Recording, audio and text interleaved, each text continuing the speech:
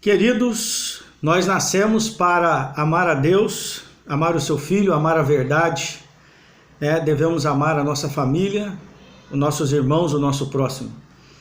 Esse é o grande chamado, amar ao Eterno, amar a Ele e ao seu Filho.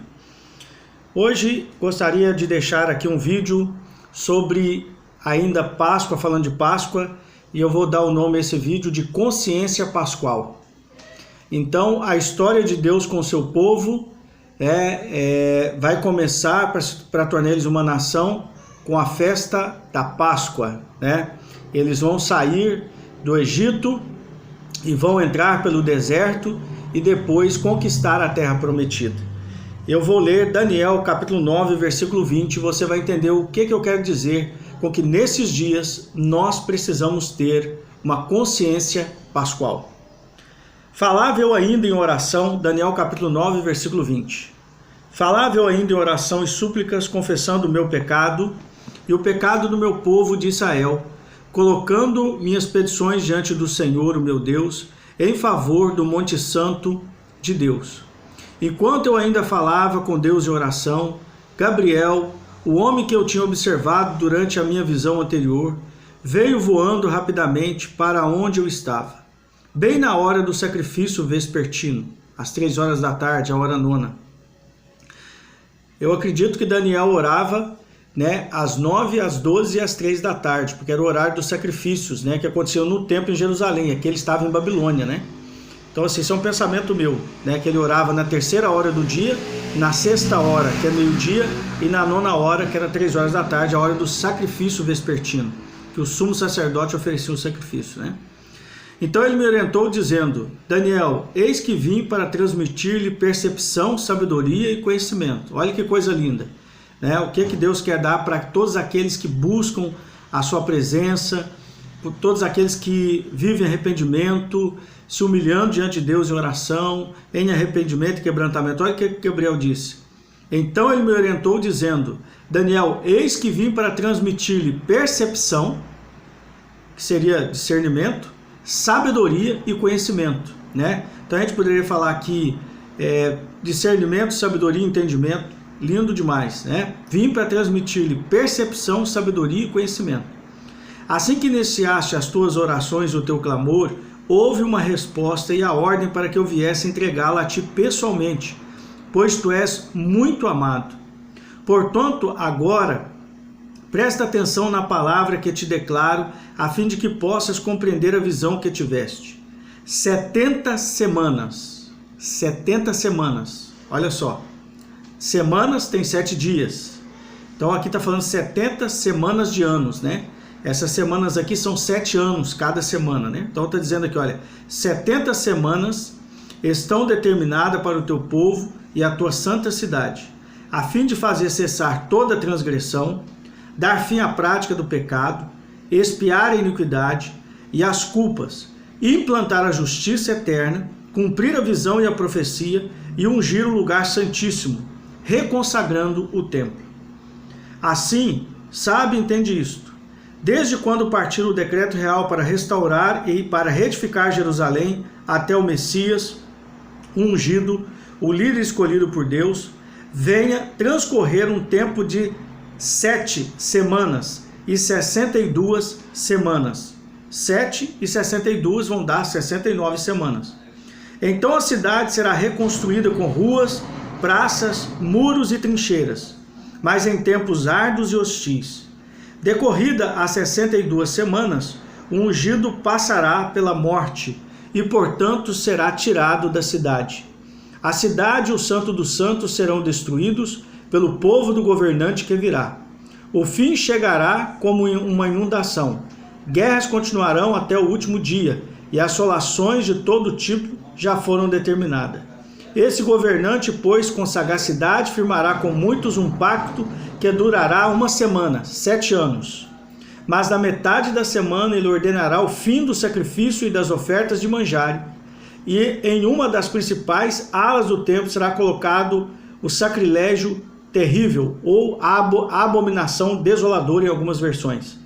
A grande abominação, até a consumação. O fim que já está decretado para alcançar e exterminar o assolador.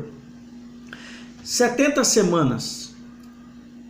Queridos, o número 7 aqui está presente, porque 70 é múltiplo de 7. E o Senhor vai falar que vai ficar uma última semana para o final, que é a semana que nós estamos aguardando, que seria a chamada muitas das vezes para aqueles que estudam o ensino de escatologia, de a última semana de Daniel, os últimos 7 anos, ou alguns chamam de a grande tribulação. Na verdade, os 7 anos serão tribulação, sendo que os 3 anos e meio finais será a grande tribulação, né? É quando ele vai quebrar, né, a aliança com Israel e vai, de fato, matar muitos judeus, tanto quanto Hitler fez, quanto Antíoco Epífanes fez, aquele general grego. Então, queridos, eu gostaria que você entendesse uma coisa. A Páscoa representa a libertação. Os nossos irmãos judeus, israelitas, foram libertos do Egito, foram libertos de Faraó, para estarem numa terra, para receber uma terra por herança, né? Aonde Deus seria o governante, aonde Deus estaria abençoando a vida deles, fazendo com que aquela terra produzisse e eles e as suas famílias vivessem em paz. Então nós temos que entender que nós que estamos em Cristo, que fomos libertos do império das trevas, conforme Colossenses 1,13, nós estamos agora num processo que estamos aguardando a redenção do nosso corpo, a transformação do nosso corpo. E a transformação do nosso corpo, ela se dará no dia que Cristo vier, né, quando nós encontraremos com Ele nos ares, no final da última semana de Daniel, porque é no final da última semana que vai tocar a última trombeta, conforme 1 Coríntios capítulo 15. No soar da última trombeta, os nossos corpos serão transformados num piscar de olhos, né? No abrir e fechar de olhos, os nossos corpos serão transformados. E queridos, eu gostaria que você então, diante desse atual momento que nós estamos vivendo, dessa quarentena e dos próximos acontecimentos que vão vir, que vocês tivessem uma mentalidade pascual, uma consciência pascual. Nós estamos sendo libertos da presente era, do presente tempo, para o reino messiânico de Cristo na terra, para o reino de Yeshua, para o reino de Jesus na terra. Ele vai vir reinar sobre Jerusalém. Jerusalém será a única capital do mundo inteiro. Cristo reinará a partir de Jerusalém. Vocês lembram que quando Jesus nasceu, o que foi falado sobre ele, né? Eu vou ler aqui Isaías 9,6, diz assim: afinal, um menino nos nasceu, um filho nos foi concedido e o governo está sobre os seus ombros. Ele será chamado Conselheiro Maravilhoso, Deus Todo-Poderoso, Pai Eterno, Príncipe da Paz. Ele será descendente do rei Davi, isso quer dizer que ele iria governar, ele ia reinar. Na primeira vinda ele veio como cordeiro, ele veio e foi conhecido como rei dos judeus, mas não exerceu a função de rei dos judeus. Ele vai vir para exercer, ele vai vir como leão. Na primeira vinda veio como cordeiro, mas na segunda ele virá como leão. Então está dizendo aqui o versículo 7, capítulo 9 de Isaías, versículo 7. Ele será descendente do rei Davi, o seu poder como rei se multiplicará sobremaneira, e haverá plena paz em todo o seu reino. As bases do seu governo serão a verdade e a justiça, desde agora e para sempre. O zelo do Senhor dos Exércitos fará com que tudo se realize. Então olha só, haverá plena paz em todo o seu reino. Isso ainda não aconteceu, vai acontecer quando Cristo voltar e sentar em Jerusalém, no seu trono, e reinar sobre toda a terra. Olha agora comigo em Isaías 66, a partir do versículo 9. Olha que coisa linda, que eu creio que é parte do que nós estamos vivendo agora. Preste bastante atenção nesse texto. Porventura faço chegar a hora do parto e não faço a criança nascer? Assim diz o Senhor: ora, sou eu quem provê as dores de parto. Olha o que o Senhor está dizendo. Sou eu quem provê as dores de parto. Aleluia! Louvado seja o Senhor, porque nós acreditamos que nós estamos vivendo os princípios das dores de parto. Agora, por que tem dores de parto? Ele vai falar: ora, sou eu quem provê as dores de parto. Como poderia eu querer fechar a madre ao nascimento dos filhos? Os filhos de Deus, A terra, Romanos 8:18, 8:19, a criação aguarda com expectativa a manifestação dos filhos de Deus. Nesse dia, os filhos de Deus ressuscitarão, terão seus corpos transformados. Nós que estivermos vivos, teremos nossos corpos transformados e encontraremos com o Senhor nos ares. Então, a dores de parto que a terra está passando é porque os filhos do reino estão chegando perto deles virem à luz. Nós viremos à luz. Eu e você que hoje somos filhos do reino, como é que as pessoas nos conhecem? Pelos frutos, elas têm que conviver e ver em nós o Espírito de Cristo, para detectar que nós somos filhos do reino, ou seja, filhos do reino, homens espirituais são invisíveis aos olhos das pessoas nesse mundo, mas vai chegar um dia que vai ter nações aqui ainda na terra, o milênio, vai ter nações, vai ter pessoas que sobreviveram à grande tribulação e vai ter nós, os filhos de Deus com corpos transformados, e visivelmente as pessoas verão, né, aqueles que são já os filhos de Deus que terão seus corpos transformados. Isso eu estou falando já no milênio, início do milênio. Então, ora, sou eu quem provê as dores de parto. Como poderia eu querer fechar a madre ao nascimento dos filhos? Sou eu, o Senhor teu Deus, que te fala. Alegrai-vos, pois, com Jerusalém, exultai nela. Todos que amais, regozijais com ela, todos que por ela estáveis em pranto e luto, pois sereis amamentados e saciados pelo seu seio consolador, porquanto recebereis fartura de alimento e se deleitarão no colo materno. Por isso que Paulo vai falar em Gálatas, eu acho que é no capítulo 4, ele vai dizer no livro de Gálatas, que a nova Jerusalém é a nossa mãe é aquela que desce do céu, a Jerusalém restaurada, renovada, né?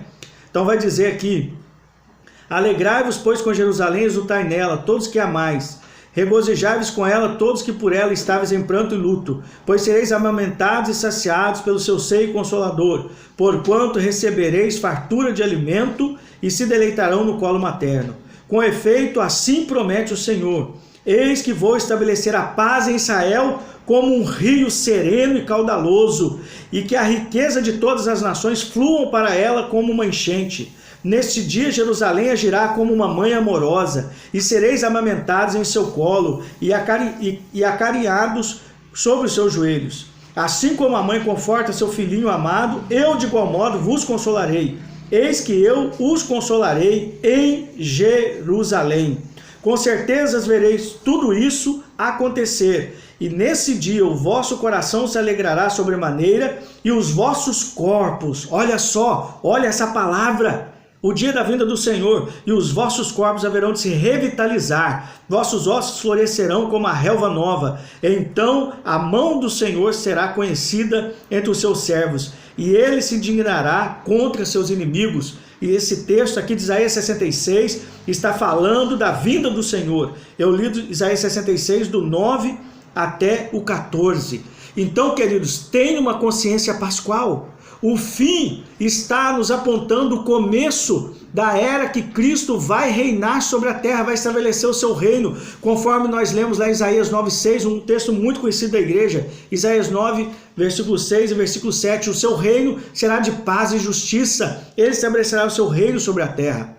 Então, a partir de agora, faça como Cristo fala em Mateus 24, em Lucas também 21 ele fala, exultai. O que é exultar? Levantar as cabeças com alegria, quando vocês virem esses sinais, porque próximo está a vossa redenção, a transformação dos vossos corpos, o reino de Cristo. Então, queridos, Páscoa fala de redenção, fala de homens e mulheres que foram comprados para se tornar reis e sacerdotes. Páscoa fala disso, tenha essa consciência pascual na sua mente, libertação, estamos sendo libertos da presente era, do presente século, para entrarmos na era de Cristo, do reino messiânico. Queridos, a minha oração por você que está ouvindo esse áudio, é que a graça de Deus seja sobre você e sua casa, que você se torne um sacerdote, um verdadeiro sacerdote, uma verdadeira sacerdotisa, segundo a ordem de Jesus Cristo, segundo a ordem de Melquisedeque, para que você possa reinar com Cristo na sua vinda, reinar com Ele, estar com Ele para sempre. Shalom seja sobre você e sobre sua casa. Ame a Deus, ame o seu próximo, ame a verdade.